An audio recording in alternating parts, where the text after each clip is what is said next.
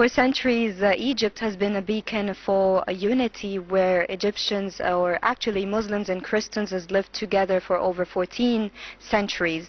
And to talk more about coexistence in Egypt, we're very delighted to have with us Dr. Hossam Deen Allam, a distinguished lecturer specializing in international humanitarian law.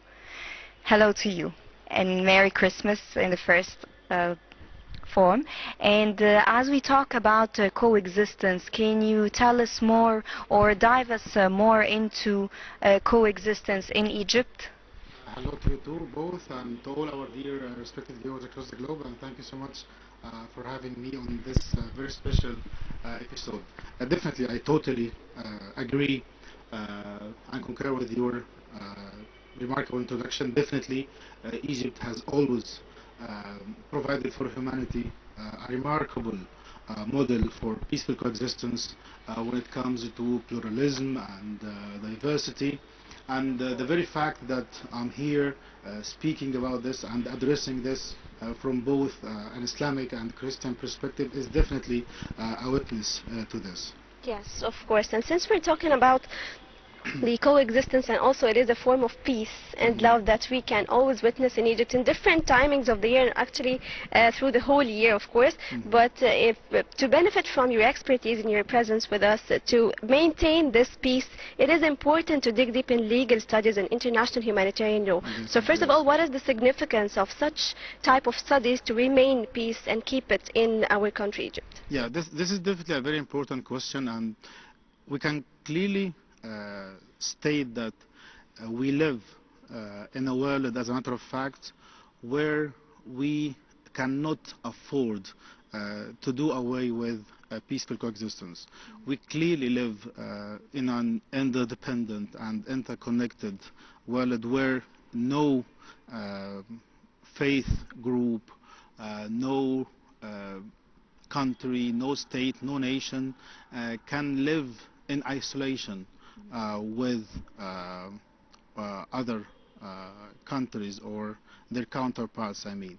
So this is why the law also needs to interfere here in order to protect this spirit, in order to maintain this spirit, in order to regulate the relations. When we look into the very essence of law, we understand that essentially and in a very basic sense, law is a set of social rules that aim to regulate the interactions and the relations between the individuals, along with a binding force in order to ensure compliance and in order to ensure compatibility with such rules. And this is where this binding force of the law comes from, and this is where it originates. So definitely to address the very important question that you have raised, the law is always there in order to ensure that there will be no violations, in order to ensure that things will always fall into place. And the very significance from my perspective when it comes to international humanitarian law is the fact that not only during peaceful coexistence human rights and humanitarian considerations are to be respected, but even in the case of war, which is definitely it happens. It cannot be totally avoided, irrespective of the reason, irrespective of the legality. It happens. So the significance of international humanitarian law is that it applies when there is an armed conflict, whether it is an international one or an internal one, in order still to ensure the respect and the observance of human rights and the protection of the dignity of the human being, irrespective of the nationality, whatever consideration of this, the race, whatever demarcation. So when we look even deeper, we clearly see that the observance of international humanitarian law ensures that with the last bullet shot, still there is this room, there is this minimum background necessary and needed in order to ensure that there is a potential prospect for peace, because such rules, if really observed and taken into consideration, it means that there is still this minimum requirement for peace talks to take place, for reconciliation efforts to start and to be productive. So with this we have a clear vision of the importance of the law when it comes to regulating human rights, and this is why we have a very distinct and important branch of international law, and that's international human rights law, which mainly applies during times of peace, international humanitarian law in times of peace, and even during times of war. However, it may be suspended, some of its provisions may be suspended, but even when there is a conflict, this is where automatically international humanitarian law applies, along with the rules and the regulations and the observances and the principles and the maxims of international humanitarian law. And this is clearly something that all faith traditions and all prophets and messengers have asserted. I'd like to mention here how is it, for example, we clearly read in the Noble Quran, وَلَقَدْ كَرَّمْنَا بَنِي آدَمَ. So here the Almighty clearly states, indeed, we have honored all the offspring of Adam, or all the children, all mankind, all humanity. So this is a God-given honor, this is a God-given right by the Creator to all human beings, irrespective of their faith, their tradition, their color of skin, their language, or whatever any other consideration.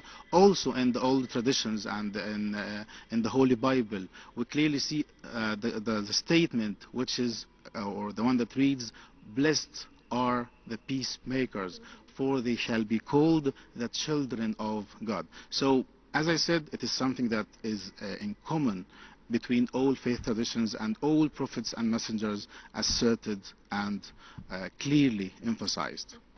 Okay, so talking about coexistence and this bond that we have been forming between Christians and Muslims on the Egyptian land, actually, what are some of the historical milestones that have strengthened this bond up until now, from your point of view? Yeah, definitely history is full of witnesses and testimonies and historical incidents that attests to the fact that both Muslims and Christians have managed across the centuries to live together, to achieve peaceful coexistence. And I do think that to provide for humanity a very unique model for interfaith and a pluralistic peaceful coexistence model. Of course, yes. Yes, okay. Yes, no, I'm Okay. I'm not cutting you. Yeah, I just okay. want I thought you wanted to to say shed something. more light on Yeah. this. Actually, So, we've seen a lot of Christians Exactly. And celebrating exactly. Ramadan and This taking happened. part of the celebrations, Yeah. and also Muslims taking part of the Christmas celebrations Yes. and helping decorate the Christmas vibes Yes. and bring the yeah. Of course. So Yeah. that's a Yeah. good thing, actually. Yes, and looking even deeper into the books of history and the archives of history, we see how is it the very reason why the Caliph Umar ibn al-Khattab, may Allah be pleased with Yes, of him, course. and the companion Amr ibn al-As, Yes. they actually came to Egypt in order to save the Christians of Egypt, as Egypt at that time back then was under the Roman occupation, and there was no freedom of expression, there was no freedom of religion. And when the Muslims came, they ensured that all the places of worship, all the sacred places of the Christians of Egypt are to be protected, are to be secured and not Yes, of touched by any course. harm. And the very fact that we have all these historical, very beautiful and charming, And even Prophet Muhammad, peace peace be be upon upon him, the last will that he has exactly, yes, delivered yes, to in his all farewell mankind sermon, before yes, he passes away, it yes, was it also included it that we should take yes. care of Christians as And the our covenant brothers. that is between Muslims and Christians. And we have, speaking of the traditions and the teachings of Prophet Muhammad, peace be upon him, how is it we have the Constitution of Medina, or Of course. Wathiqat al-Medina, Yes. or the Yes. Charter of al-Medina, and how is it it stands as a pioneering, actually, document or constitution that stipulates for the rights of all the followers of all faith traditions, and laying the ground for a very important contemporary notion or concept that we have today, and that's the concept of al-muwatana, or citizenship, that Yes. all the people living in the city, they are one unity, they solidify one another, they strengthen one another, and they stand as one protective power against any external threats. And I'd like also, looking into the very unique model of Egypt, we not only through the lenses of history we see this clear evidence for peaceful coexistence between Muslims and Christians, but even nowadays in our time and era, we have a very pioneering example that I'm myself very proud to be part of and to be contributing to, and that's Bayt al-Aila al-Misriya, or the house of the Egyptian family, where we see a very civilized The Holy Family, the Egyptian family yes, house. yeah. So we see a clear model that looks into the realities of our world. How is it has this rotating presidency? So one time it is the Grand Imam al Azhar for 6 months, and then we have His Holiness the Pope of the Cathedral in Egypt, also holding the presidency of the House of the Egyptian family, and alongside with all the committees that are responsible for all the activities and all the works and all the concerns of the House of the Egyptian family. So one very primary objective that the House of the Egyptian family serves is to nib in the bud any form or any trial that would aim to target the cohesion and the strength of the Egyptian social fabric. Yes. So definitely, and I have been to many countries across the globe, and yes, as an Egyptian, as a Muslim, I'm very proud to have a national, patriotic, and noble institution like this. And yes, it is a model to be followed, in my perspective, in many parts of the world. It is an experience that Egypt in our time and era is in a position to export to the whole world and to provide to the four corners of the globe as a solution, as a practical, pragmatic solution to many of the problems of the world. And let me here also share from an academic perspective a point that I was very keen to address in my master's thesis, as I wrote about faith-based diplomacy and peace building. And I looked in particular into the role of the faith-based institution in Egypt in the amelioration of conflicts, in the resolution of conflicts and peace building. And we have a very standing example in the literature, and that's how the faith-based institution in Egypt, both Al-Azhar and the church, they were officially asked to intervene in CAR, that's the Central African Republic, in order to contribute to the peace efforts and the reconciliation efforts in the Central African Republic. And as I said, and I repeat, it was an official request that was submitted to both Al-Azhar and the church in order to intervene, to send representatives and peace convoys so that they would facilitate and be part of the peace building process in the Central African Republic. This is very important. Thank you for raising this important point. Dr. Hossam, you have explained clearly the importance of the international law and the international humanitarian law, and you also have stated clearly how is it important to maintain peace in countries. Definitely. In times of peace and also in times of war. Yes. But my question to you is, when do international humanitarian laws are being applicable? And if you allow me to add that in this time that we're living, the Arab region is not really stable. Yes. So the international humanitarian laws are not respected by some aggressive countries, and they are violated, and this is of course clear. How do you comment on this, and when do international humanitarian law become applicable? Yeah, from a theoretical perspective, Yes. the rules of international humanitarian law become applicable with the start or with the initiation of any armed conflict. Once there is a state of armed conflict, then the rules of international law, international humanitarian law, I mean in particular, or IHL, or the law of armed conflict, or the law of war, they become applicable irrespective of who started the war and irrespective of whether the law, whether the war itself is legitimate. So irrespective of the legality of the war, whether it's in self-defense, for example, or whether it is incompatible with Article 51 of the UN Charter, the rules of international humanitarian law become applicable.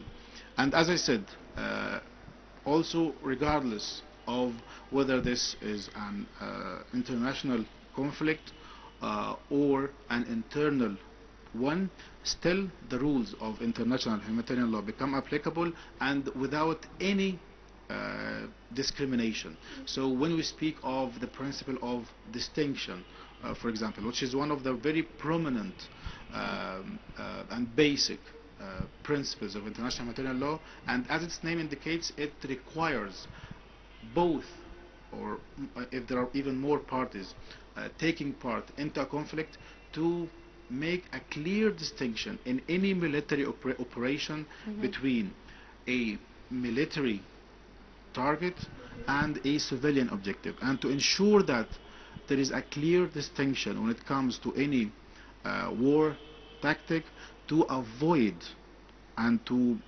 make sure that targeting civilians will not be possible and will not take place. Yes. But that's the case, and that's what's happening now in Gaza, actually. And they are armed forces, and they're attacking civilians. And actually, around the world, people have described it as a humanitarian conflict or an invasion of humanitarian And rights. a genocide, yes. So yes, a genocide war. So what's the role of the humanitarian law in this regard? All international law experts agree that we have seen and we have been seeing and witnessing live on air these violations of international humanitarian law, and this is why we clearly see all the criminal procedures taking place on the global arena when it comes to the International Court of Justice and also the International Criminal Court. We have seen even how Egypt itself and the Arab League, alongside with many international actors, have sought refuge to the International Criminal Court, and before it to the International Court of Justice, which is one of the branches of the UN.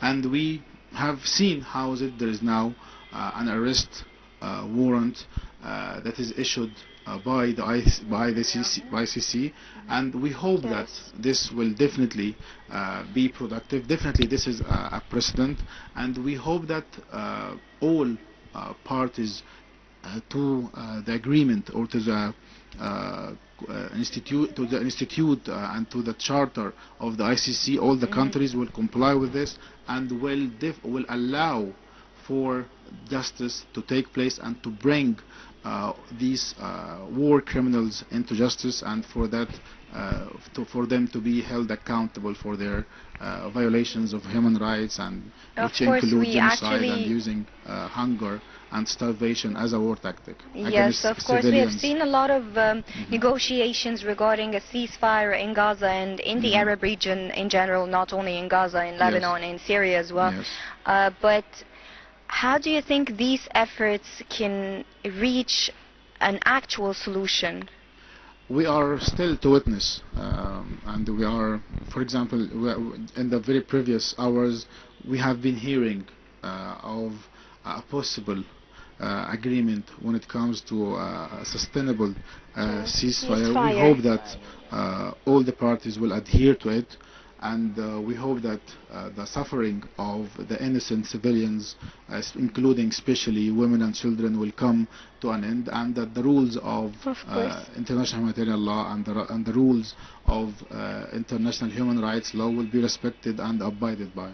Yes, of course. And back to the international humanitarian law, and actually I would like to benefit from your presence, as our dear viewers might have some confusion regarding some terminologies that we might need to clarify a bit more. So let me explore with you two principles of the international humanitarian law, which is the principle of proportionality. What does it mean? Yeah, as the name indicates, it means to ensure that the necessary measures will be taken to ensure that any military operation that will be conducted will use the weaponry and the war tactics that are proportionate and necessary, because this is also another very important principle, which is military necessity. Military necessity. Yes. To ensure that it will be proportionate to the achievement of the target needed, and it will not exceed this to the point of harming civilians or inflicting a harm on civilian objects, because the main idea here, along with the rest of the IHL principles that include distinction and precautions, is to limit to the best point possible the suffering of the human being, to ensure that the persons who are not or are no longer taking part in the acts of hostilities and the acts of war are not to be a target. So any civilian group and any civilian object cannot be a target for any military operation. And excuse me to cut you on this point, as to not miss this point. Is this the reason why the human rights law is considered part of the international humanitarian law, or is it not a part Actually, of it? they are two distinct bodies of public international law. So when it comes to public international law, it is the law that is contained in the treaties and the conventions, and the aim of these rules is to regulate the relations of state and international organizations. So this is mainly the scope of public international law. We have two distinct branches of public international law, and actually it's worth mentioning here that they grew differently and distinctly. And on one hand, we have the international human rights law, which actually applies during the time of peace. So if we draw a line, so it applies at all times. However, when there is this intervening factor represented in a state of war, this is the point, this is the exact point when international humanitarian law becomes applicable. And this is why international humanitarian law is also known as the law of war or the law of armed conflict. And we see how is it almost all, I would say, states and nations have agreed to the rules of international humanitarian law, and that's by agreeing to the 4 Geneva conventions and Yes. the subsequent additional protocols, and we see how is it the literature and the ink that is being spilled on the evolvement and the development of international humanitarian law actually is growing. For example, now we have a very important area when it comes to the academic studies of international humanitarian law, and that's the protection of the environment. How is it, even in the case of war, the environment needs to be protected and observed? And let me here draw the reference to this. Even in the faith traditions of Islam, we clearly see one of the main instructions that Prophet Muhammad, peace be upon him, would give to the army before going to the battlefield in order to defend themselves or to Yes. protect the rights of the minorities or the human beings, is not to cut a tree, not to cut a palm tree, not to poison any source of water, any spring or any well, not To even harm an old man or to harm a definitely woman or children. yeah, definitely all of this, but I was highlighting the point when it comes to the environment. Yes. So all of this, and definitely not to target Of course. civilians, not It to was not to basically target about the monasteries environment or and also not harming mankind, both definitely aspects. yes. So my point is, yeah, the instructions of Prophet Sallallahu were very clear to protect all the vulnerable, I would say, Of course, to yes, protect women, to protect children, to protect the elderly, those who are in the monasteries or places of worship in seclusion and not taking part in any armed conflict, which are very noble principles and maxims that we stand at a time where humanity is in a dire need for the application of these principles and humanitarian considerations, and we hope that all the countries of the world will come together to make all of these principles a reality, just as all prophets and messengers made sure that they are principles that are applied and respected. Yes, of course, Dr. Hossam Allam, thank you so much for your valuable insight and for your overview about the humanitarian international law, and for giving us your time to talk you so about much. this very important issue. Always a pleasure. Thanks so much for having me, and Happy New Year to all our dear viewers, and Merry Christmas Merry to Christmas all to you. our Christian brothers and Thank you. sisters across the globe, Thank and in you. Egypt, of course.